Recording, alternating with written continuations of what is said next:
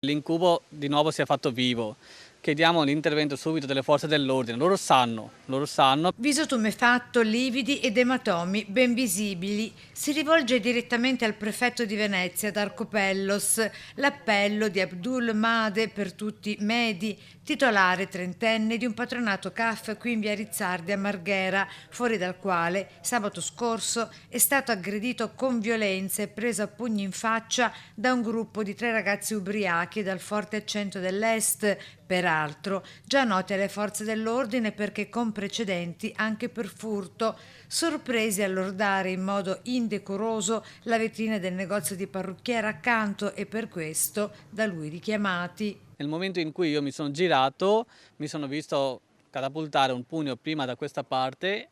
Non riuscivo a capire che cosa fosse successo. Appena mi sono girato ho preso un altro pugno qua e dopo ho iniziato a difendermi. Nel momento in cui ho iniziato a difendermi, altri 2 suoi amici che erano con lui hanno iniziato a aggredirmi brutalmente. Le sue condizioni non risultano gravi, ma i segni delle botte e dei pugni in faccia sono evidenti. Queste sono persone che continuamente a Marghera cercano di disturbare le persone, chiedere i soldi.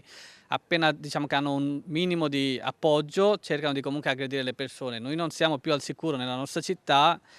Oggi è successo a me, domani potrebbe succedere a qualcun altro. A sporgere denuncia per altri episodi simili, sempre qui in via Rizzardi, anche il vicino ristoratore cinese e il tabaccaio italiano.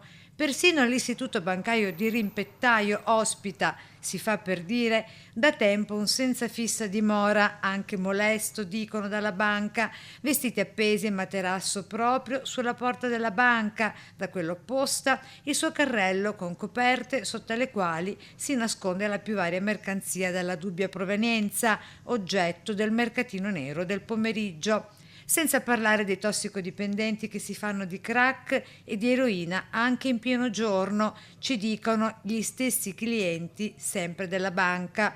Così nella denuncia collettiva di commercianti, residenti e cittadini di quest'area di Marghera, che presto arriverà sul tavolo dell'autorità prefettizia. Noi raccoglieremo le firme e manderemo una lettera al prefetto chiedendo una riunione sia con la Questura di Venezia che con le forze dell'ordine in modo che possano far partecipe anche tutte le associazioni piccole e grandi che esse siano, perché questa è una lotta di tutti.